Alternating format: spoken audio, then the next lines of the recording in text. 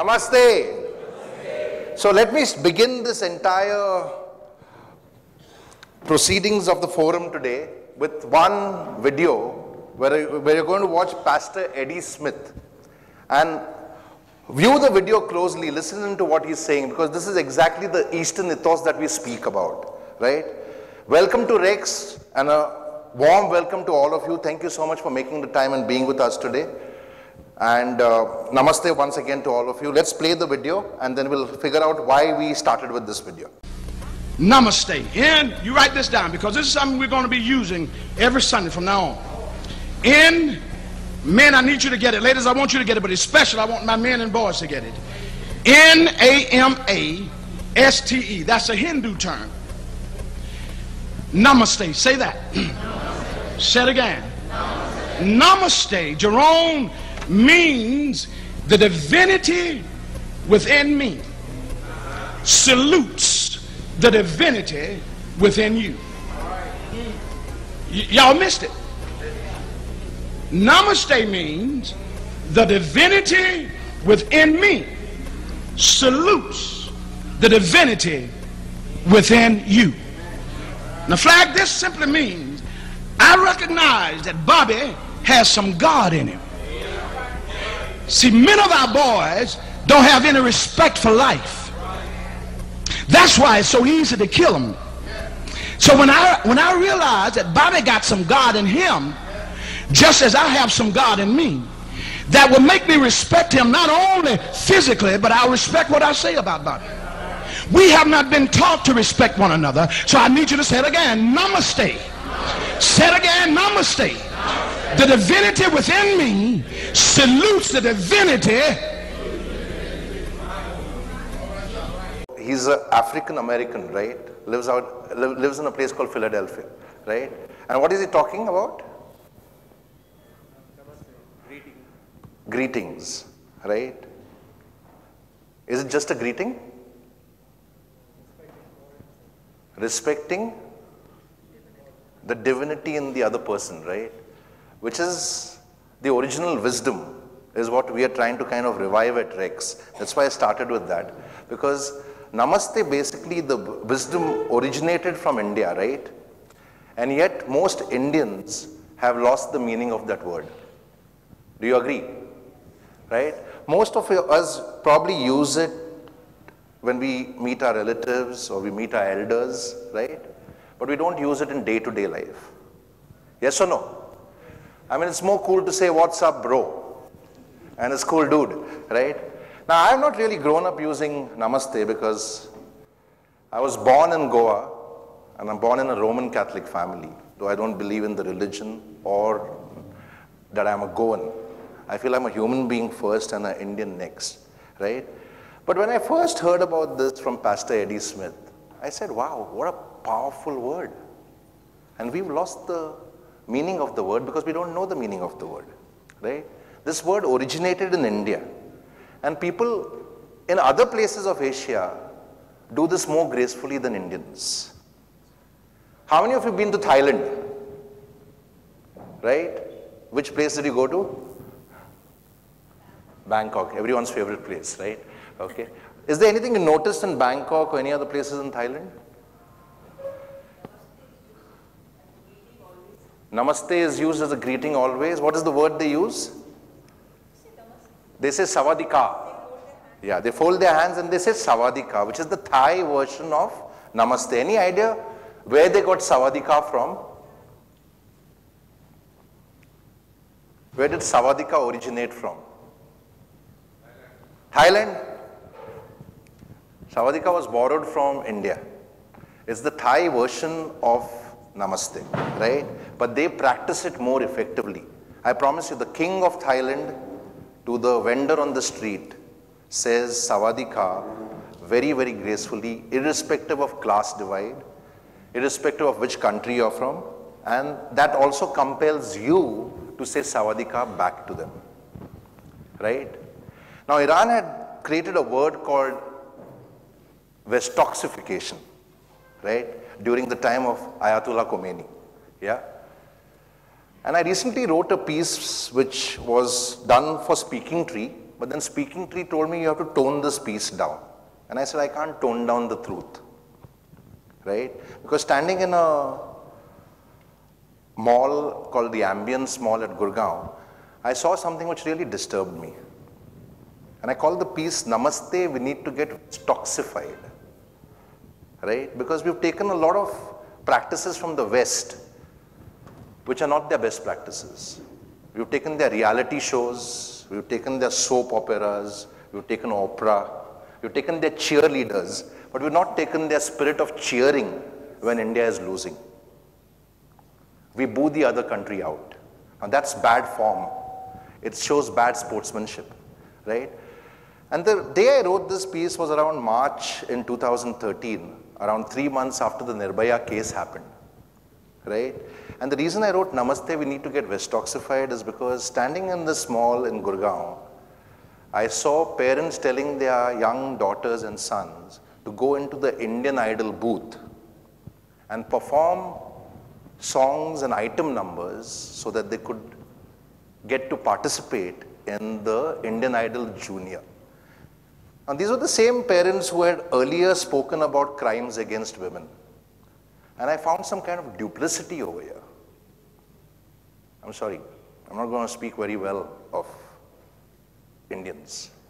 Not because I don't love them, I love them, but I think we need to correct ourselves somewhere.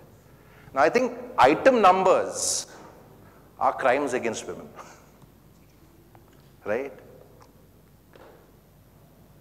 What happens to the national psyche when you show men pawing and clawing women in an item number? Women are considered to be objects in this country, I promise you that. There is no respect for women. Do you agree? Yes or no? Right? I mean, the woman is just an object in this country, whether it's in the marriage or in the society or in the family. Female feticide is the highest in South Bombay and South Delhi, percentage. And that's been our journey for the past 10 years, that let's try and revive human values, Eastern and Western wisdom, the best practices, yeah, and practice our fundamental duties, which most of us as Indians don't even know. I promise you that. I do a small talk in a place called the IAS Academy in Mussoorie every year. Work with Dr. Rakesh Kumar, who's been their director there. And most IAS aspirants have no clue that there are fundamental duties in this country. Fundamental duty number 5 says very, very strongly to renounce practices derogatory to the dignity of women. Now, every practice is derogatory to the dignity of women in this country, in this holy land where Namaste originated, which means that the God in me salutes the God in you, respects the God in you. We go to all the temples and the mosques and the churches and the gurudwaras, but where's the respect for human beings? I don't see that. Do you see it? Right? There's no basic respect for human beings or for human life in this country because we don't know our duties. We've got our freedom too easily and we've taken it for granted. Sorry, I'm saying this very loudly. Especially the 10 crore people who have that ability to make the change, people sitting in this room. I pardon the other 120 crores because they are trying to struggle for their next roti. That's the truth of it. But the apathy and the indifference of people who are the taxpayers and who are earning some money, it's what has taken this country down. And then we find it very easy to say 543 parliamentarians are to blame. They are not. You and I are to blame. Nobody else is to blame for the state of the nation. Do you agree? Feel free to disagree. Yeah? You don't have to agree with anything I say, right? But I'm going to speak the truth, even if you disagree. Right? This is the truth of India. I've often asked myself that if this entire concept of the God in me salutes the God in you originated here, where did 85% untouchability in this country come from? I've yet to get an answer from anyone. I'll just provoke a thought process, right? We are telling our kids to go and do item numbers, then on the other side we are talking about crimes against women. When the rape happens, I hear people saying those people should be dealt with severely. And I'm like, what do you mean by those people? Oh, those Ram Singhs. I mean, the psyche is that the rapes are only being done by people who are from the so-called lower strata of society. How untrue is that? Is Tarun Tejpal from the lower strata of society? Is Justice Ganguly from the lower strata of society? Is the father-in-law who rapes his daughter-in-law in a building called Bel Air from the lower strata of society? Come on, what are we talking about? Right? I'm told now that in the Indian Idol show, these two guys called Vishal and Shekhar, who will never be in this fellowship, I promise you that, yeah, sent a girl home for being sleazily dressed, a 7-year-old girl, right? Now, as far as I know, Indian Idol Junior is not a live show. It is a pre-recorded show. So who gives you the right to scar that girl to enhance your TRPs? Are you seeing what mindless sponsorships is doing to us? You scarred that girl and her parents for life. You embarrassed them on public television. This is fact. I have not seen the episode, but I am told that it happened. So where are we going? Let's open the forum. Anyone who wants to share some ideas, where are we going as a race called India? Nido Tanya gets killed, nobody comes out on the streets, except for people from the Northeast. Right? Kirki extension, everyone came out against the Ugandans. And then we say we are not racist.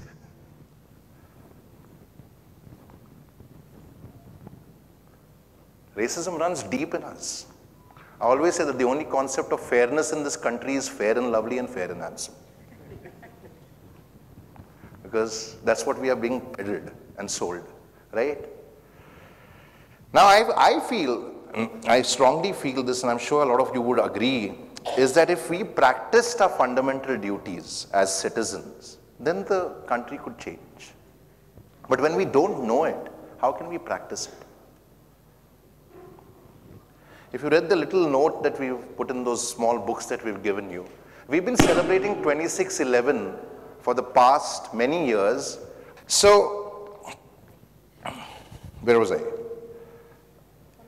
Fundamental duties, right? Now, most of us don't know the pledge. 26/11 is a significant date for us because it was when the Constitution was adopted, right? And on that day, we took a pledge, the preamble of the Constitution. Everyone knows the preamble? Yes or no? Yeah? How does it start? We the people. So let me invite our young friend. Mehul, please all stand up and light your candles, and Mehul shall come up on stage and remind us of the preamble from the Constitution. Mehul is a young boy from the Pathways International School. So I said, if anyone can lead us into the next leadership generation, the wisdom era, it should be Mehul. So please light your candles. Yeah, come. This has been a tradition at REX for the past 8 years. We don't light lamps because we consider lamps to be too Brahminical, right? So it's neutral of any race, yeah, or caste.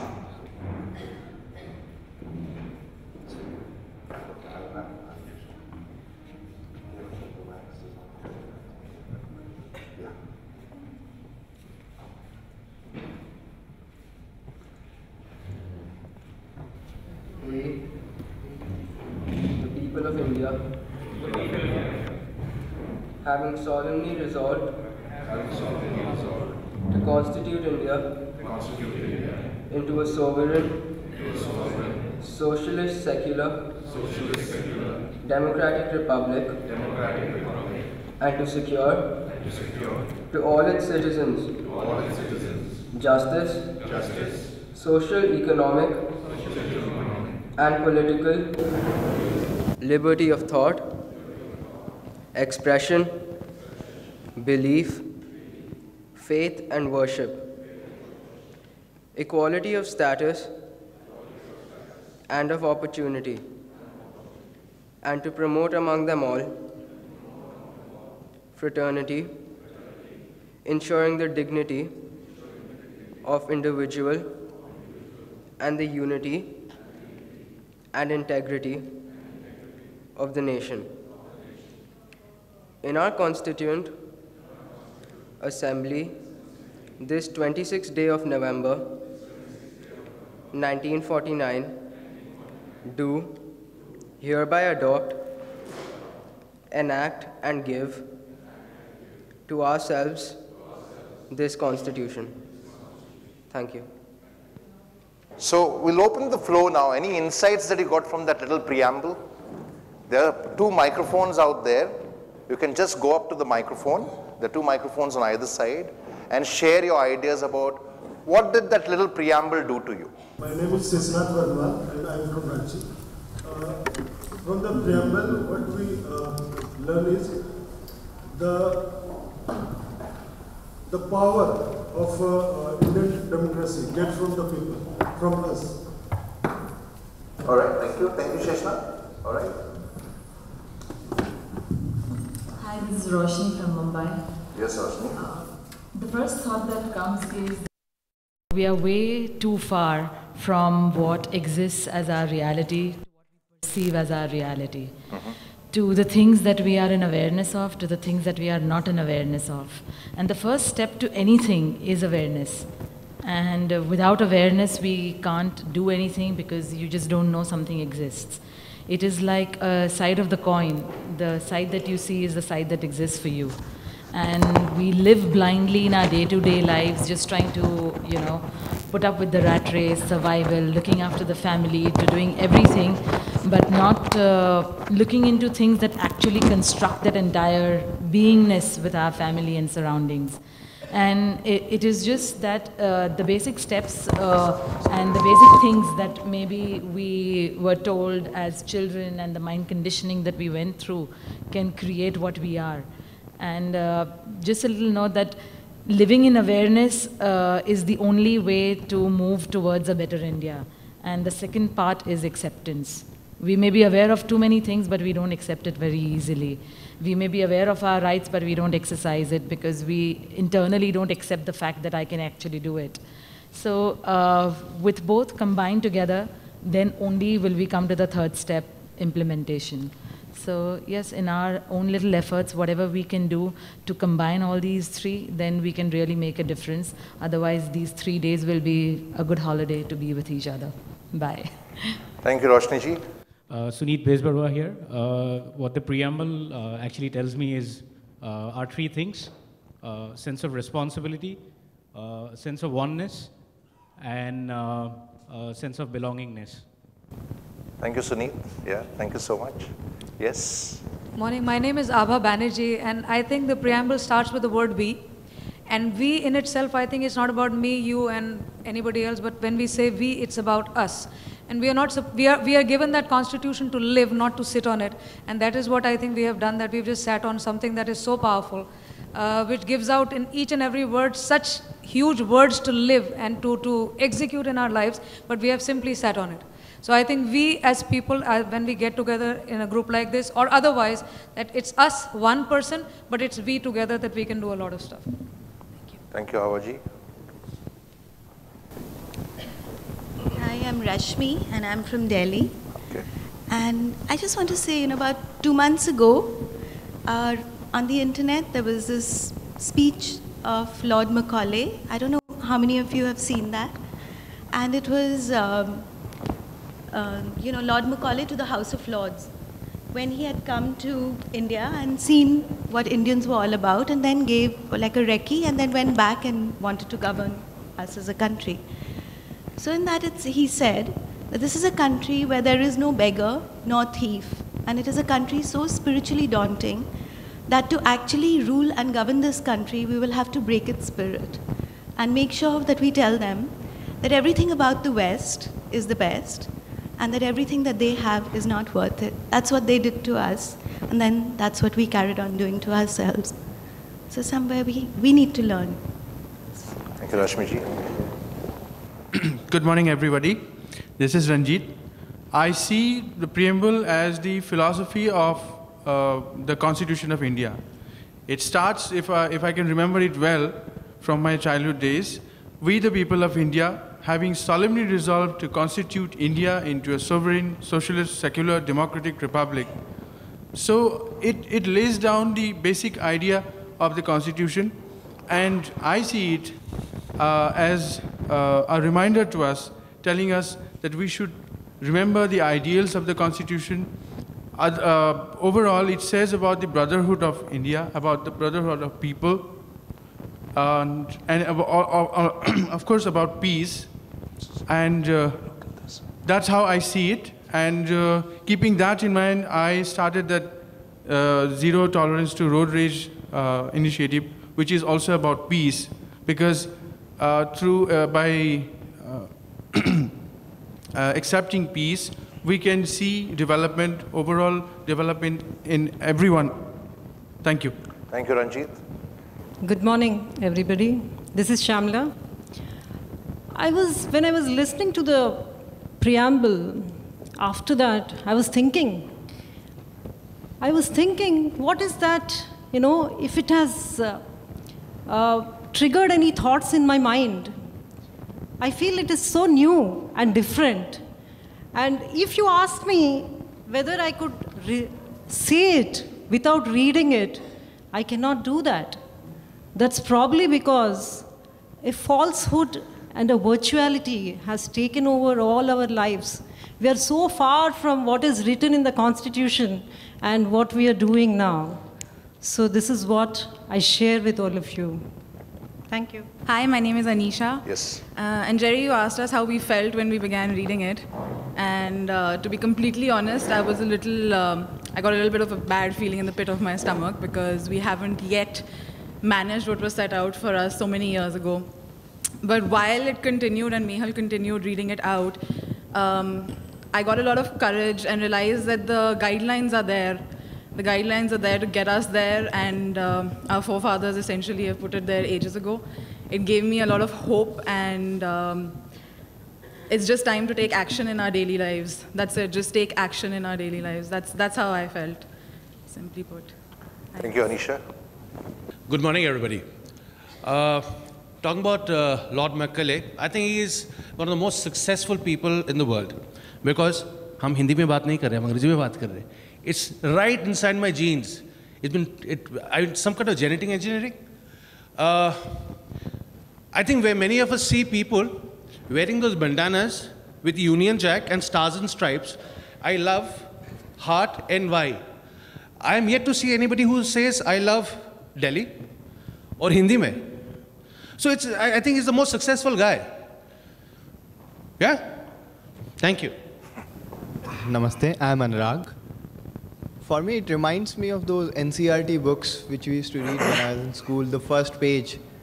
But I think we have covered all the chapters in those NCERT books but never have been taught about the preamble, and we never actually discussed what does it mean, every single word on the preamble. So that was the I think untold chapters of my life, but by experiences, by meeting people, by seeing things day-to-day lives, I think somewhere I'm understanding the meaning and getting a better understanding of what does it mean and how we should take it forward. And I believe if we can start teaching that first chapter in our books to our children, it will make a lot of difference in coming years. Thank you, Anurag. Thank you. Yeah. Good morning, Suprabhat sabko.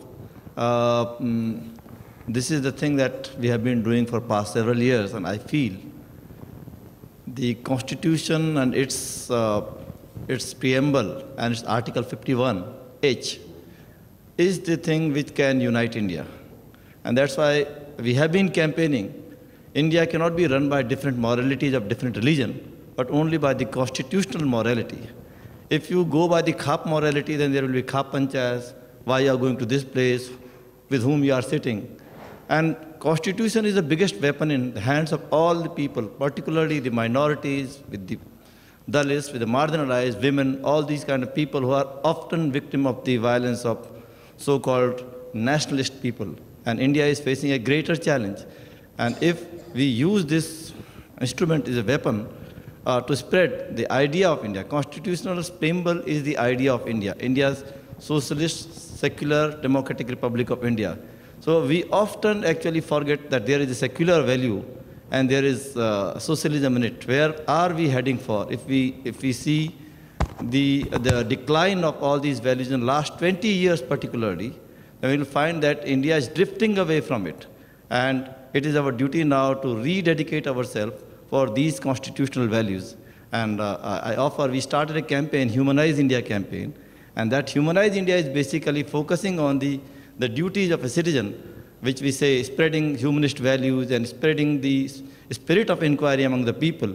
Because with the development, we are also witnessing the people who are using these methods of communication. Who are the people? They are the Babas, they are all those who want to push us back to that primitive age where you only have all those kind of,